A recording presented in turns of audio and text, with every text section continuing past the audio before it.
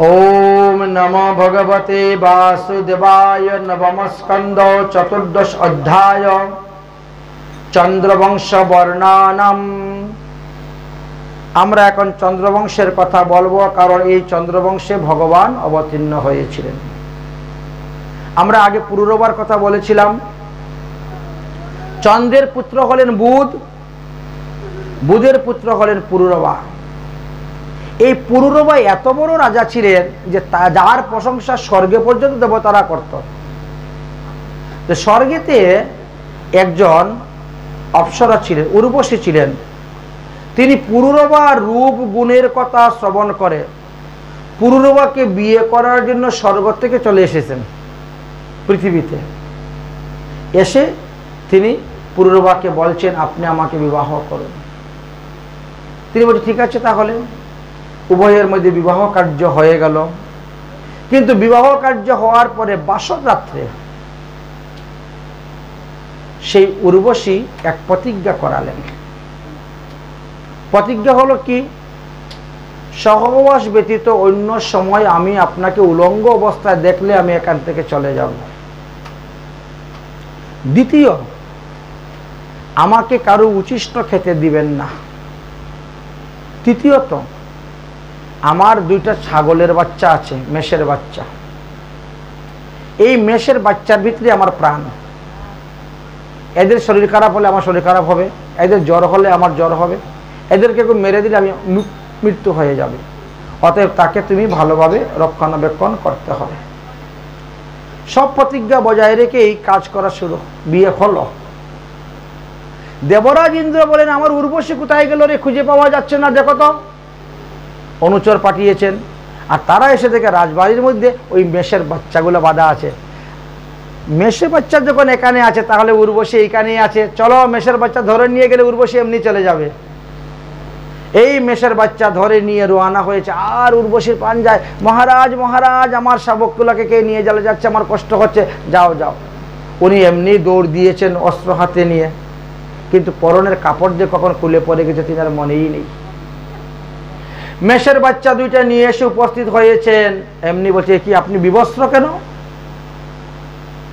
এই তো ছাগলের বাচ্চা দুইটা নিয়ে উর্বশী চলে গিয়েছে। এখন স্ত্রী চলে গিয়েছে, এখন রাজার পুরুরবার মাথা পাগল হয়ে গেছে।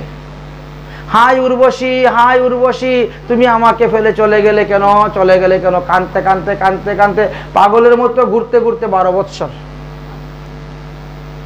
স্ত্রীর প্রেমেতে পরে 12 বৎসর চলে গেল। 12 বৎসর পরে কুরুক্ষেত্রে গিয়ে হঠাৎ করে তার সঙ্গে দেখা। তখন বলছেন, উর্বশী তুমি আমাকে ফেলে এইভাবে চলে যেতে পারো না, তোমার উচিত নেই। বলে, আমি কি করব? আমি তো অন্যের অধীনে থাকি, কাজ করি।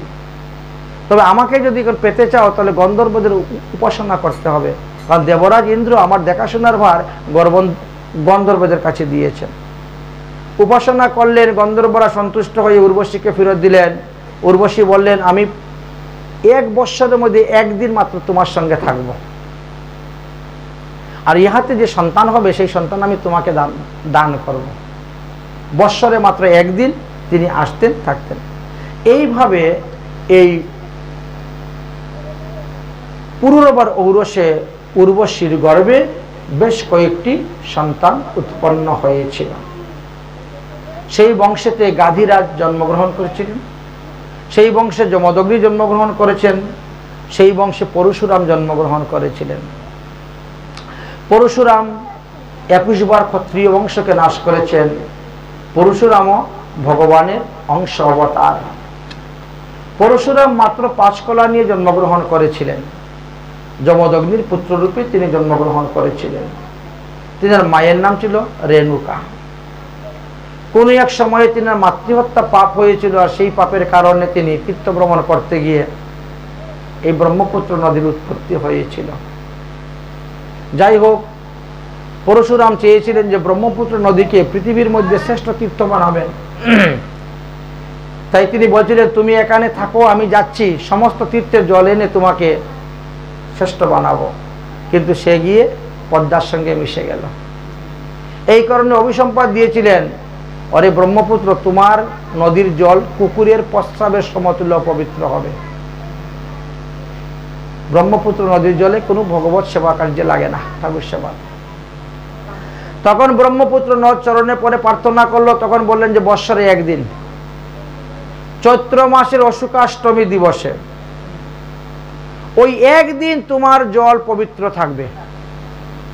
ওই দিন যে তোমার জলে স্নান করবে সে পঞ্চপাতকের পাতকী হলো পাপ থেকে মুক্ত হইবে, বাকি 364 দিন কুকুরের প্রস্রাবের সমতুল্য পবিত্র। যাই হোক, এই পুরুরবার পুত্র আয়ুর বংশেতে অলকাদি বহু রাজগণ জন্মগ্রহণ করেছিলেন। রাজা অলোক ত্রেতার যুগে একাই 66,000 বৎসর তিনি যুবক অবস্থায় থেকে পৃথিবীতে শাসন করেছিলেন, রাজ্য পরিচালনা করেছিলেন। সেই বংশেতে জন্মগ্রহণ করেছিলেন সে নহুষ রাজা। নহুষ রাজা বড় পরাক্রান্তশীল রাজা ছিলেন। তিনাকেও দেবতারা স্বর্গে নিয়ে গিয়েছিলেন। নহুষ রাজা যুদ্ধ করে অসুরদেরকে পরাজিত করে দেবতাদেরকে রাজ্য ফিরিয়ে দিয়েছিলেন। কিন্তু এই নহুষ রাজা কোনো এক সময়ে সতীর প্রতি মোহিত হয়ে যান এবং সতীর সঙ্গে সহবাসে লিপ্ত হতে গিয়ে ঋষির অভিসম্পাদ দিয়ে তিনি অজগর সর্প হয়ে গিয়েছিলেন। এই নহুষের বংশে জন্মগ্রহণ করলেন যজাতি। রাজা যজাতি তিনি একদিন হরিণ শিকার করতে গিয়েছেন, আর বনে যাওয়ার পরে প্রচন্ড জল পিপাসা পেয়েছে।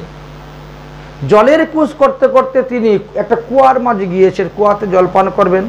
গিয়ে দেখেন এক যুবতী নারী উলঙ্গ অবস্থায় কুয়ার মধ্যে পড়ে আছে। হাত ধরে তুললেন, জিজ্ঞাসা করলেন তুমি কে? বলে আমি শুক্রাচার্যের কন্যা, আমার নাম দেবযানী। তুমি কুয়াতে পড়লে কেন? বলে বিষপর্ব রাজার কন্যা সৌমিষ্ঠা আমাকে ফেলে দিয়েছে। ঘটনাটা সমস্ত খুলে বললেন।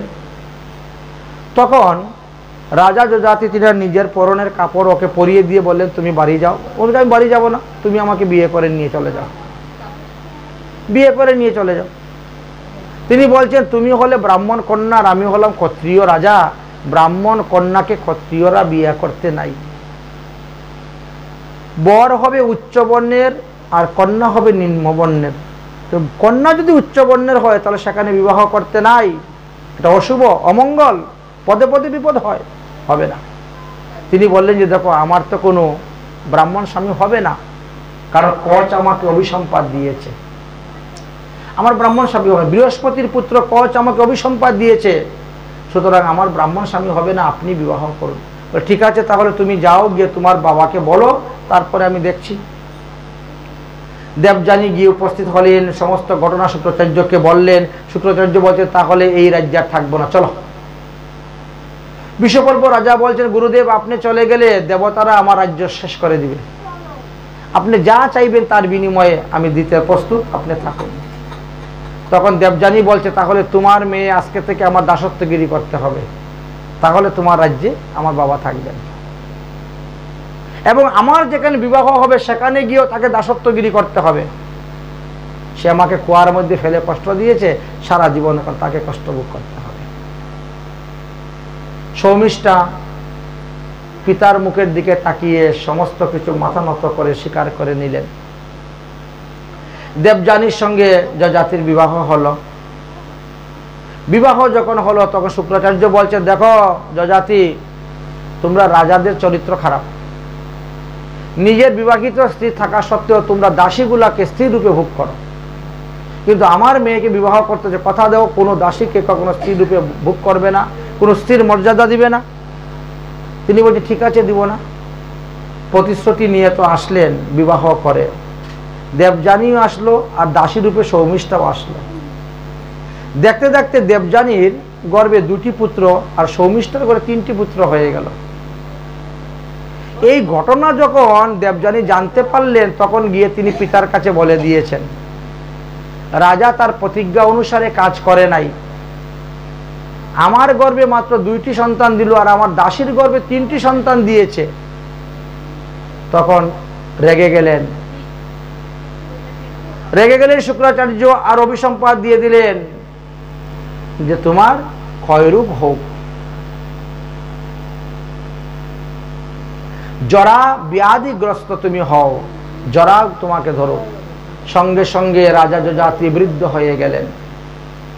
দেবযানী বলছে, বাবা তুমি একই অভিসম্পাদ দিলে, আমার স্বামীকে তো মেরেই ফেলে দিবে, আমার স্বামীকে বাঁচাও বাবা, এত বড় অভিসম্পাদ কেন দিলে? বলে দেখো এখন যযাতির তো 5 পুত্র, এই 5 পুত্রের মধ্যে যদি কোনো পুত্র তাদের যৌবন তাকে দেয় আর তার জরা গ্রহণ করে, তাহলে সে ভালো হয়ে যাবে। দেবযানীর জ্যেষ্ঠ পুত্র যদুকে যযাতি বললেন, হে পুত্র তুমি আমার জরা গ্রহণ করো। সে বলছে, ক্ষমা করুন, আমি আপনার জরা গ্রহণ করতে পারবো না। যযাতি রেগে গিয়ে যদুকে অভিসম্পাদ দিলেন, জ্যেষ্ঠ পুত্র হইয়া তুই কুপুত্র হইলি, তোর বংশের কেউ কোনোদিন রাজা হইতে পারবে না, যা। এই জন্য ভগবান শ্রীকৃষ্ণ যদুবংশে জন্মগ্রহণ করা সত্ত্বেও তিনি রাজা হন নাই, রাজগদ্দিতে বসেন নাই। দ্বিতীয় পুত্র দেবযানীর দ্বিতীয় পুত্রের নাম তুরবসু, তাকে বললেন, সেও রাজি হলো না। তাকে অভিসম্পাদ দিলেন যে পুত্র হইয়া পিতার বাক্য কর অনাদর, এই পাপে ম্লেচ্ছ দেশে হইবে দণ্ডধর। তব বংশে যতজন হইবে পুত্রগণ, মূর্খ হইয়া করিবে তারা অবৈক্য ভক্ষণ। এই জন্য এরা ম্লেচ্ছ জাতি হয়ে গেল, অভিসম্পাদ দিলেন। যযাতি এবার সৌমিষ্ঠের পুত্র দ্রুহকে বললেন, সেও নিতে রাজি নয়। অনুকে বললেন, সেও নিতে রাজি নয়। একমাত্র সৌমিষ্ঠের পিতা পুরু, সে তখন রাজি হলো, নিল। তার যৌবন নিয়ে তিনি খেলা করলেন 1000 বৎসর। পরে তার যৌবন তাকে ফিরিয়ে দিলেন এবং তার ব্যাধিগ্রস্ত তিনি নিলেন। নিয়ে একটি ছাগলের গল্প বলতে বলতে তিনি সেখান থেকে পরিত্যাগ করিয়া সংসার ত্যাগ করে হরিভজনের জন্য চলে গেলেন। এই পুরুর বংশে জন্মগ্রহণ করলেন রাজা দুষ্মন্ত। দুষ্মন্ত মৃগয়া করতে গিয়ে শকুন্তলার সঙ্গে সাক্ষাৎ হলো, শকুন্তলাকে বিবাহ করলেন। দুষ্মন্তের ঔরসে শকুন্তলার গর্ভেতে ভরত নামে একটি পুত্র জন্মগ্রহণ করল। সে ছোটবেলা হইতে খুব শক্তিশালী ছিলেন। এই ভরত 133টি যজ্ঞ করেছিলেন, 1,30,84,000 গাভী দান করেছিলেন। এত বড় প্রতাপশালী ছিলেন, তিনি ভগবানের অংশ অবতার ছিলেন। এই ভরত 27,000 বৎসর তিনি একা রাজত্ব করে গিয়েছিলেন। এই ভরতের বংশতে জন্মগ্রহণ করেছিলেন রন্থিদেব। ভরদ্বাজ বংশের শ্রেষ্ঠ রাজা হলেন এই রন্থিদেব। এই রন্থিদেবকে পরীক্ষা করিবার জন্য ভগবান বিভিন্ন সময় বিভিন্ন রূপ ধারণ করে আসতেন। 48 দিন পর্যন্ত তিনি উপবাস ছিলেন, কোনো খাবার তিনার ঘরে আসে নাই। তারপরে খাবার এসেছে, খেতে বসবেন, ভগবান এসে গেছেন ব্রাহ্মণের রূপ ধারণ করিয়া, আমি ক্ষুধায় কাতর, আমাকে খেতে দিয়ে দিয়েছে। জল খাবে, শূদ্র রূপ ধারণ করে আসছেন, আমার জল পিপাসা কাছে জল দাও, জল খেয়ে নিয়েছেন। এইভাবে পরীক্ষা করার পরে তাকে কৃপা করেছিলেন, তাকে কৃপা করেছিলেন। তো এইভাবে ক্রম অনুসারে এই যদুবংশ বৃদ্ধি হইতে শুরু করলো। এই বংশ পরে অনেক বংশতে বিভক্ত হয়ে গিয়েছিল। জরাসন্ধুর বংশ, শান্তনু রাজা জন্মগ্রহণ করলেন, শান্তনু থেকে এইভাবে ক্রম অনুসারে সবাই জন্মগ্রহণ করেছিলেন। পরীক্ষিত মহারাজ, তোমার বংশ কিন্তু যদুবংশেরই এক শাখা অনুসারে এসেছে। এই দ্রুহ, অনু, পুরু, তুরস, যদুবংশ এরা যে কত ভাগে বিভক্ত হয়েছিল তার কোনো অন্ত নেই।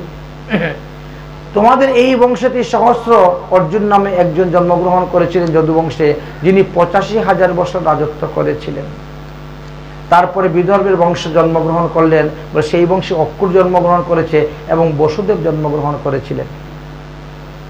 বসুদেবের আনক দুন্দুবি নাম ছিল আগে, কারণ বসুদেব যখন জন্মগ্রহণ করেছিল তখন স্বর্গেতে দুন্দুবি বেজেছিল, এই জন্য আনক দুন্দুবি। এই বসুদেবের এক বোনের নাম ছিল কুন্তী। এই কুন্তীর গর্ভেই যুধিষ্ঠির এসেছিলেন।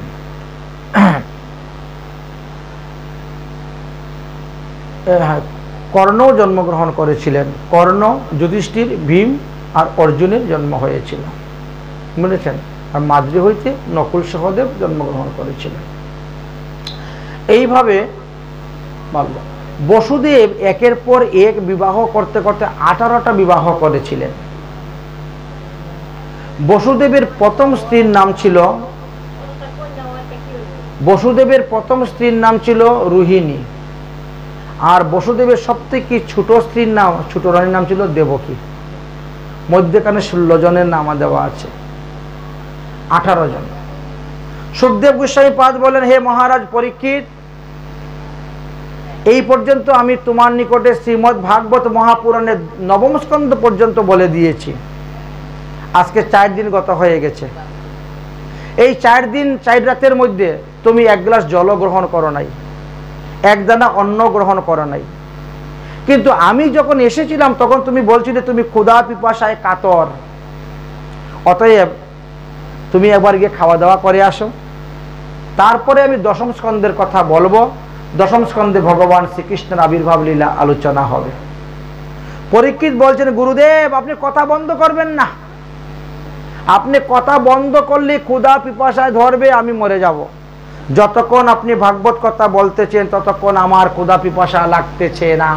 এই কথামৃত পান করে আমি বড় তৃপ্তি বিধান করতেছি, অতএব আপনি কথা বন্ধ করবেন না, কথা বলে যান, চালিয়ে যান।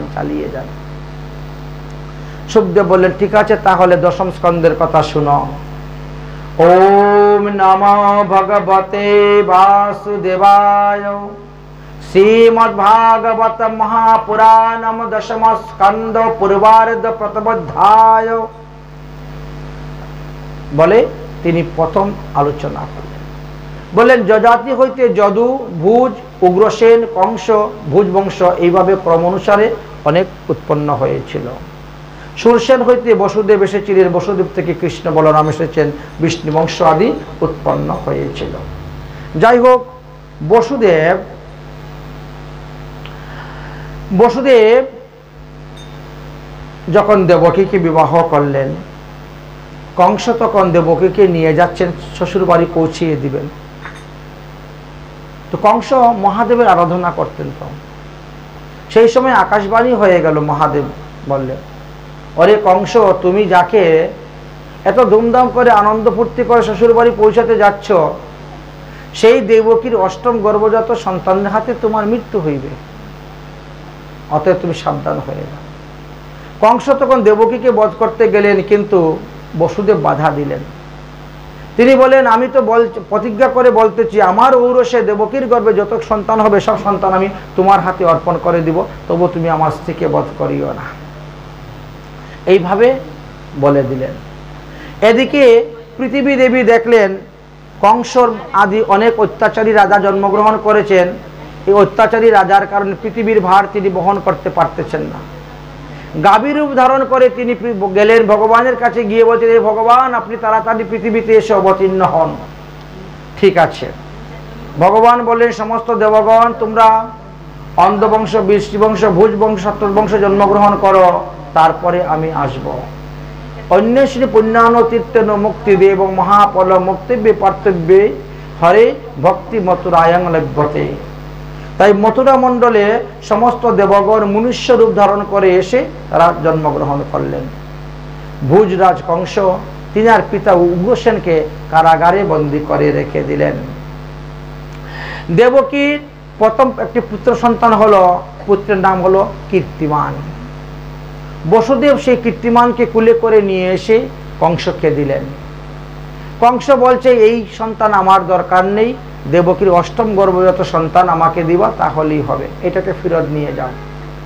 স্বর্গে থেকে দেবতারা চিন্তা করতেন, কংস যদি এত ভালো মানুষ হয়ে যায় তাহলে তো কংসের পাপের ঘোড়া ভর্তি হবে না, আর কংসের পাপের ঘোড়া পূর্ণ না হলে ভগবানও অবতীর্ণ হবেন না। এইবার যেভাবে হোক কংসের পাপের ঘোড়া পূর্ণ করতে হবে, একটা ব্যবস্থা করতে হবে। কে যাবে ব্যবস্থা করতে? বলে, পাঠাও দেবর্ষী নারদকে। দেবর্ষী নারদ হাতের মধ্যে একটা পদ্ম ফুল নিয়ে তিনি একদম কংসের দরবারে এসে উপস্থিত। নারায়ণ নারায়ণ নারায়ণ। কংস দৌড়ে এসে দেবর্ষী নারদকে দণ্ডবতে প্রণাম করছেন। প্রণাম করে বলছেন, দেবর্ষী নারদ, আপনি দেখি ছোট ছোট বাচ্চাদের মতো ফুল একটা হাতে নিয়ে খালি গণেন 1 2 3 4 5 6 7 8, এ কি করতেছেন? বলে, আরে জানিস না, এই পদ্ম ফুলের এইখান থেকে গণলে এইটা 8টা হয়, ওখান থেকে গণলে এইটা 8টা হয়, ওখান থেকে গণলে এইটা 8টা হয়, 8টা যে কোনটা সেটাই তো আমি বুঝতে পারছি না। তার মানে?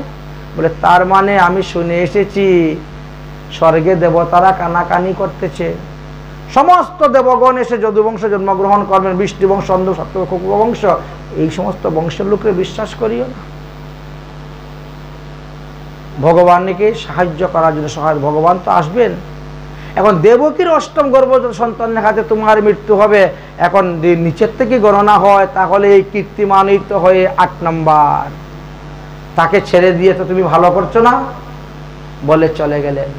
বংশের তো মাথা ঘুরে গেছে পাপমতি, সঙ্গে সঙ্গে গিয়েই দেবকীর কুল থেকে শিশুটাকে এনে আছাড় মেরে মেরে দিলেন।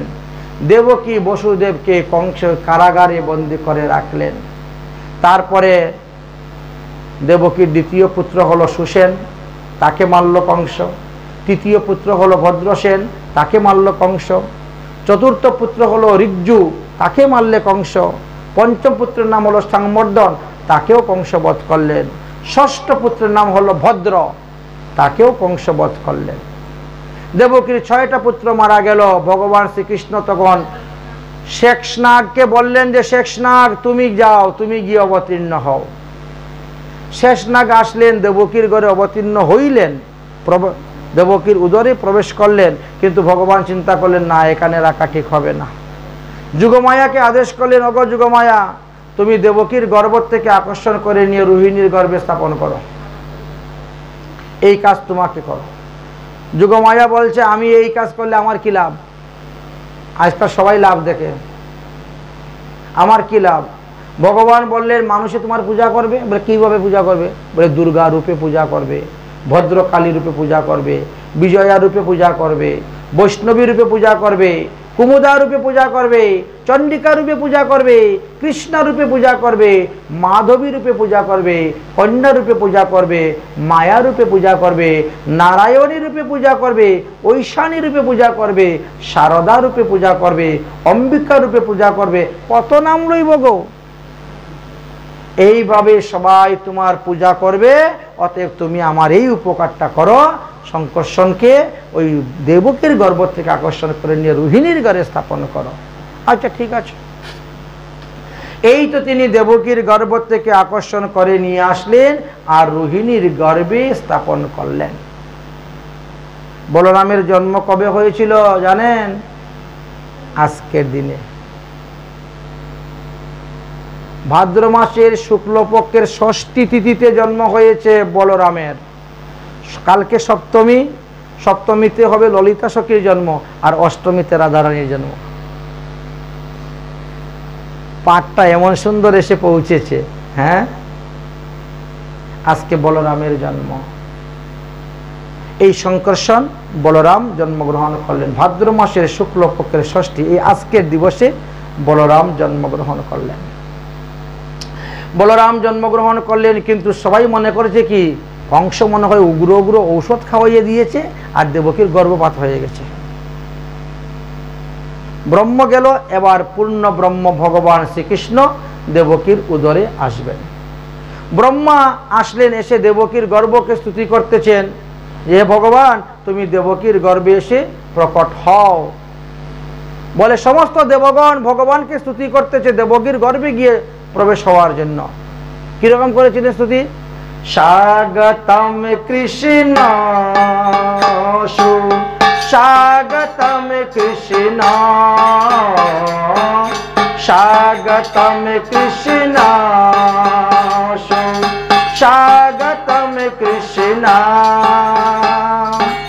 স্বাগতম স্বাগতম স্বাগতম কৃষ্ণ স্বাগতম কৃষ্ণ শরণাগতম কৃষ্ণ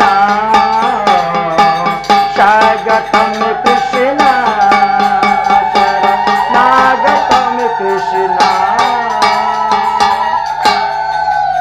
স্বাগতম কৃষ্ণ, তুমি দেবকীর গর্ভে এসে আবির্ভাব হও। পূর্ণ ভগবান অবতার হয় যেই কালে, আর সব অবতার তাতে আসি মিলে। নারায়ণ চতুর্ভুহ মৎস্যাদি অবতার, যুগ মন্বন্তর আদি যত আছে আর, সবে আসি কৃষ্ণের অঙ্গে হইল অবতার। ওই চেয়ে অবতার কৃষ্ণ ভগবান পূর্ণ অবতার ভগবান আসলেন। দেখতে দেখতে দেখতে দেখতে আমাদের এই ভাদ্র মাসের শুক্লপক্ষ কৃষ্ণপক্ষ অষ্টমীতে এসে তিথি উপস্থিত হয়েছে। আর সেই তিথিতে ভগবান শ্রীকৃষ্ণ অবতীর্ণ হয়েছে। বলো কৃষ্ণচন্দ্র ভগবান কি। তাহলে ভাদ্র মাসের কৃষ্ণপক্ষের অষ্টমীতে রোহিণী নক্ষত্র ছিল বুধবার। রাধারানী সোমবারে জন্মগ্রহণ করেছেন আর শ্রীকৃষ্ণ বুধবারে জন্মগ্রহণ করেছিলেন। মধ্যরাত্রে চন্দ্র তখন বিশ্বরাশিতে গমন করেছে আর সূর্য তখন সিংহ রাশিতে অবস্থান করেছেন। আর সেই সময়ে ভগবান প্রকট হলেন কোথায়? দেবকীর কারাগারে এক অংশে, আর পূর্ণ অংশে তিনি যশোদার ঘরে জন্মগ্রহণ করলেন। যশোদার গর্ভে শ্রীকৃষ্ণ জন্মগ্রহণ করার পরেই অষ্টমী শেষ নবমী আরম্ভ হয়ে গেল। তারপরে যুগমায়া জন্মগ্রহণ করলেন। এই জন্য যশোদা যমজ সন্তান জন্মগ্রহণ করেছিলেন, একটা ছেলে আর একটা মেয়ে। আর দেবকী কংসের কারাগারে একটি পুত্র সন্তান জন্ম দিলেন। কিন্তু সেই পুত্রটা 4 হাত, চতুর্হস্ত, শঙ্খচক্র, গদাপদ্ম। এটা প্রাকৃতিক জগতের পুরুষের মানুষের মতো নয়, অপ্রাকৃত। তিনি বুঝতে পারলেন যে আমার গর্ভে ভগবান এসে অবতীর্ণ হয়েছেন। আর এই কারণে বসুদেব দেবকী স্তুতি করতে শুরু করেছেন নারায়ণকে।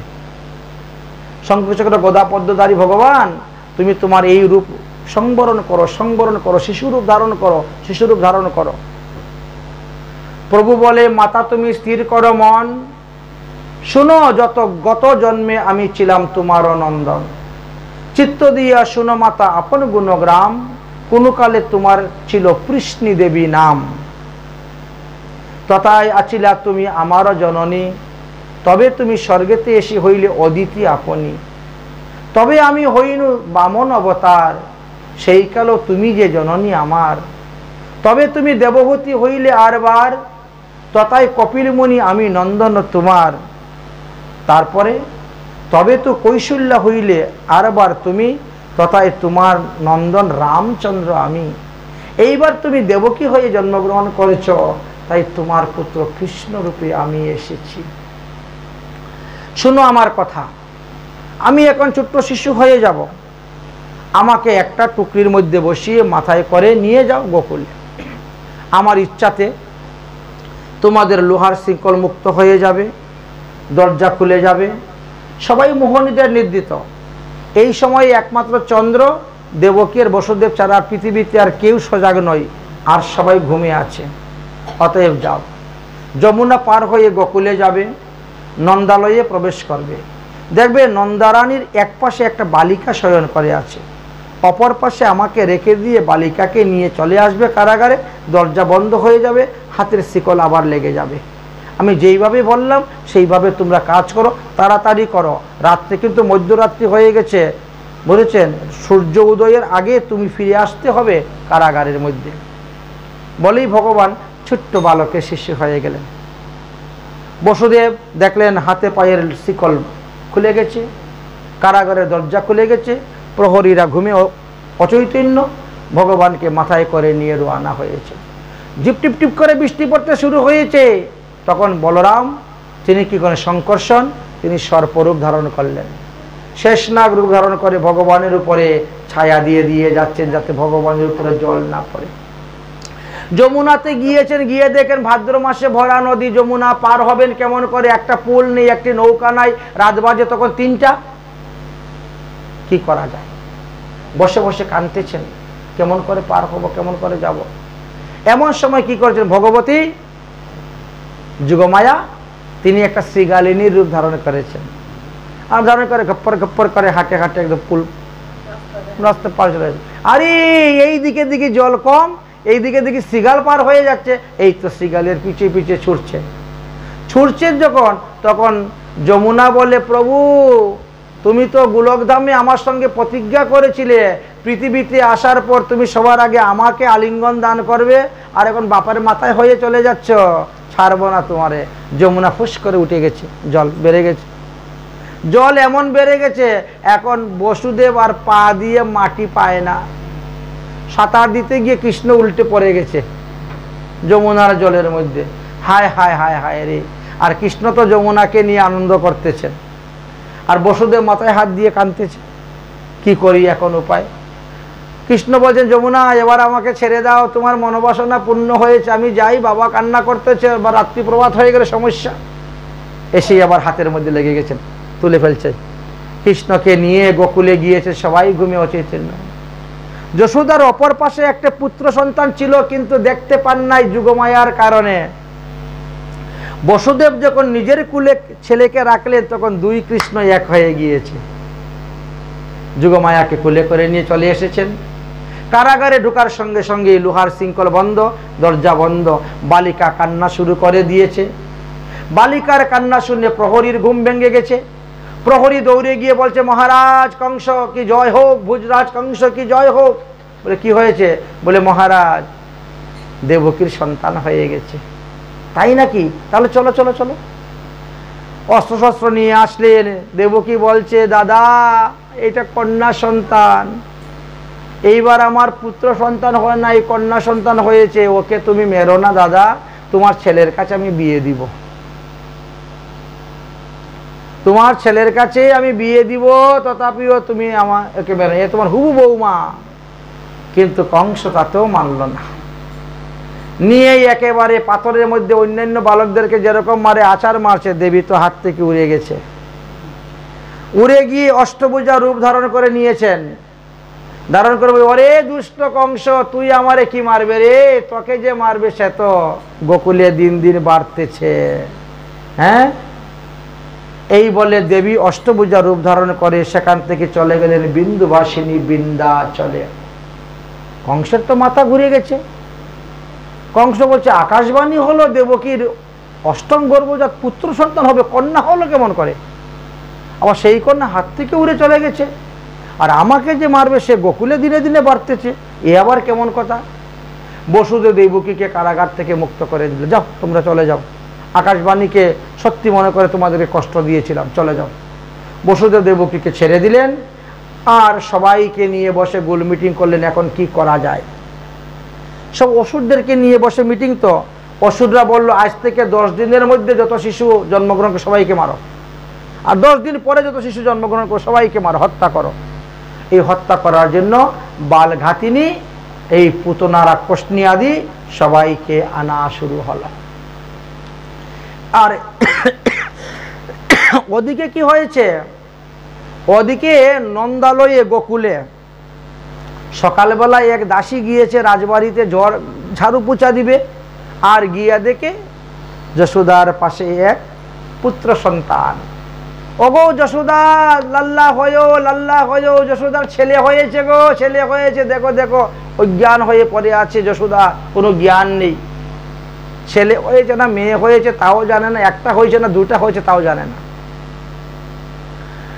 সঙ্গে সঙ্গে দৌড়ে গিয়ে নন্দ মহারাজকে বলছে, মহারাজজি আপনার একটা ছেলে হয়েছে। তাই নাকি? বারে, ভালোই তো হয়েছে, এই নাও উপহার। মুক্তার হার উপহার দিয়েছেন। ব্রাহ্মণের বাড়ি গিয়েছেন, ব্রাহ্মণের বাড়ি গিয়ে বলছেন, আমার ছেলে হয়েছে, চলো নান্দিমুখী শ্রাদ্ধ করতে হবে, জাতকর্ম সংস্কার করতে হবে। নান্দিমুখী শ্রাদ্ধ করলেন, জাতকর্ম সংস্কার করলেন। তাহলে কি হলো? বাবার অসুখ শেষ। মায়ের গায়ে থাকে 10 দিন, বাবা স্নান করলে শুদ্ধ হয়ে গেল। এখন বাবা দান করতে শুরু করেছে, আমার ছেলের জন্ম হয়েছে, অতএব আমি মনের আনন্দে দান করব।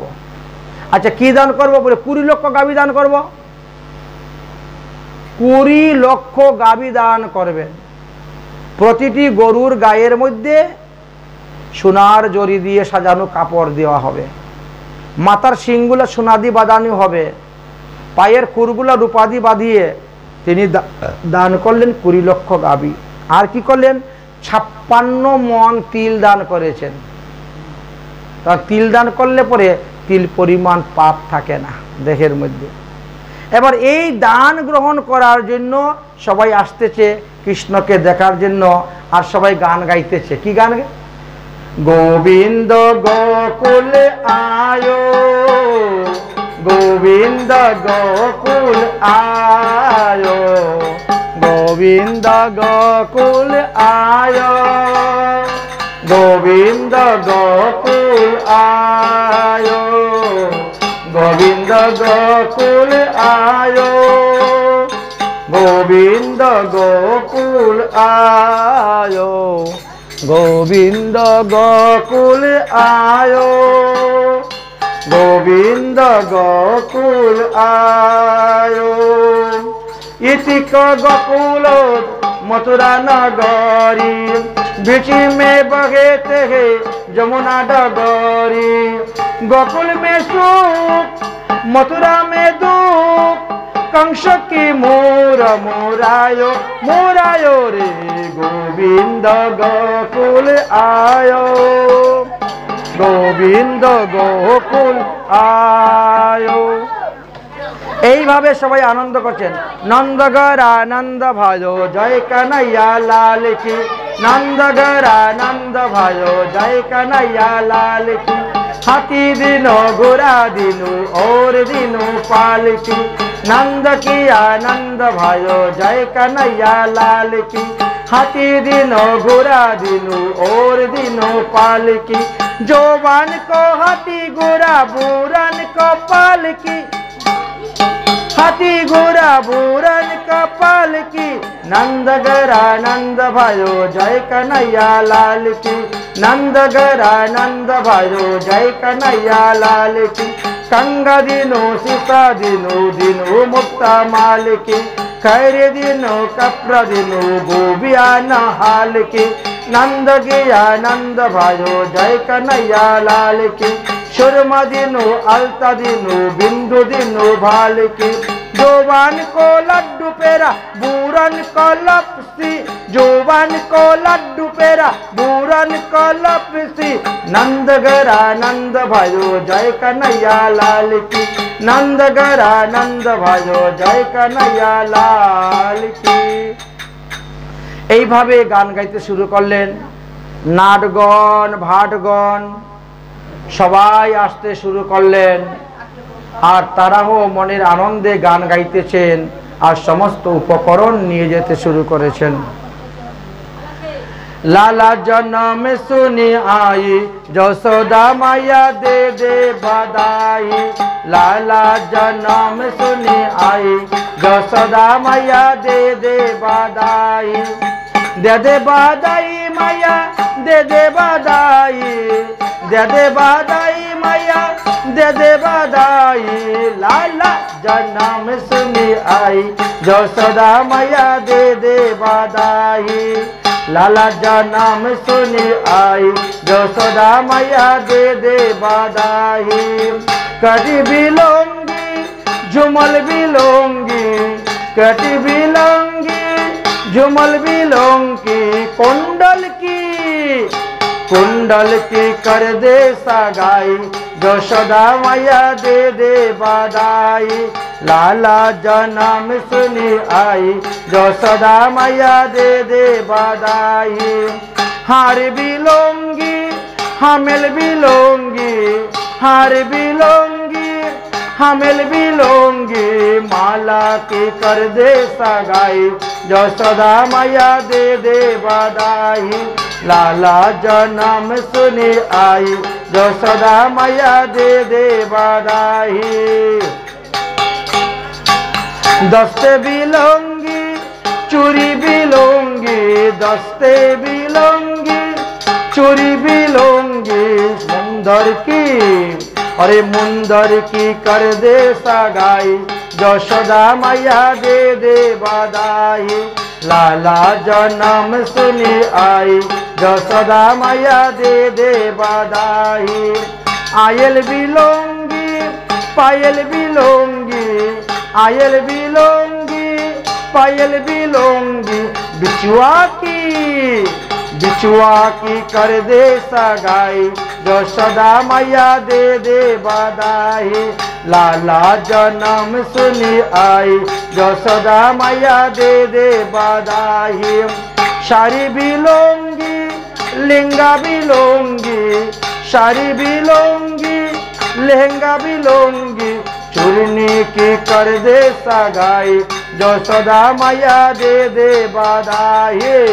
लाला जन्म सुनी आई, यशोदा मैया दे दे बधाई। लाला जा नाम सुनी आई, जसोदा मैया दे दे बधाई। चंद्र सखी भजो बाल कृष्ण छवि, चंद्र सखी भजे बाल कृष्ण छवि। जी भर के ले बधाई, जसोदा मैया दे दे बधाई। लाला जन्म सुनी आई, जसोदा मैया दे दे बधाई। लाला जन्म सुनी आई, जसोदा मैया दे दे बधाई। लाला जन्म सुनी आई, जसोदा मैया दे दे बधाई। बधाई हो मैया, बधाई हो। এইভাবে নন্দ মহারাজ 5 দিন যাবৎ আনন্দ উৎসব করলেন আর বহুবিধ দান দক্ষিণা করতে থাকলেন পুত্রের মঙ্গলের জন্য। বাকি বিষয়গুলা আগামী কল্য আমরা সাধন করব। আজকের মতন ভগবতীয় কথা আমাদের এখানে বিশ্রাম। যদক্ষরম পদবষ্টং মাত্র হীনশ্চ ইয়দ ভবেদ তৎসর্বক্ষমতাম দেবং প্রসিদ্ধম পরমেশ্বর। ওম সর্বে ভবন্তু সুখিনা, সর্বে শান্তু নিরাময়া, সর্বে ভদ্রাণু পশ্যন্তু, মা কশ্চিৎ দুঃখবাদ ভবেৎ। ওম শান্তি, ওম শান্তি, ওম শান্তি। आरती बालो कृष्ण की कीजे, आरती बालो कृष्ण की कीजे। अपना जन्म सफल कर लीजे, अपना जन्म सफल कर लीजे। आरती बालो कृष्ण की कीजे, आरती बालो कृष्ण की कीजे। श्री यशोदा की परम दुलारी, श्री यशोदा की परम दुलारी। बाबा की आँखियन कतारी, बाबा की आँखों कतारा। गोपी के प्राणों से प्यारी, गोपी के प्राणों से बिहारी। इन पर प्राण रख लीजे, आरती बालो कृष्ण की कीजे, आरती बालो कृष्ण की कीजे। बलदाऊ को छूटो भैया, बलदाऊ को छूटो भैया। कन्हैया कन्हैया बोलत मैया, बलदाऊ को छूटो भैया। कन्हैया कन्हैया बोलत मैया। परम मुदित मन लेत बोलाइया, परम मुदित मन लेत बोलाइया। उन्हीं पर निचय बरत लीजे, आरती बालो कृष्ण की कीजे, आरती बालो कृष्ण की कीजे। श्री राधा बर सुदर कन्हैया, श्री राधा बर सुदर कन्हैया। ब्रज जन को नवनीत खाइया, ब्रज जन को नवनीत खाइया। देखत ही मन प्राण डुबाइया, देखत ही मन प्राण डुबाइया। अपनी सर्वस्व इन्हीं कह दीजे, आरती बालो कृष्ण की कीजे, आरती बालो कृष्ण की कीजे। तू तेरा भूलन मधुर स्वभावे, तू तेरा भूलन मधुर स्वभावे। सका संकेलत सुख पावे, सका संकेलत सुख पावे। सोही सुकृति जो इनको द्यावे, सही सुकृति जो इनको द्यावे। आबो इनको अपना कर लीजे, आबो इनको अपना कर लीजे। आरती बालो कृष्ण की कीजे, आरती बालो कृष्ण की कीजे। हरे कृष्ण कृष्ण कृष्ण हरे हरे, হরে রাম রাম রাম হরে হরে।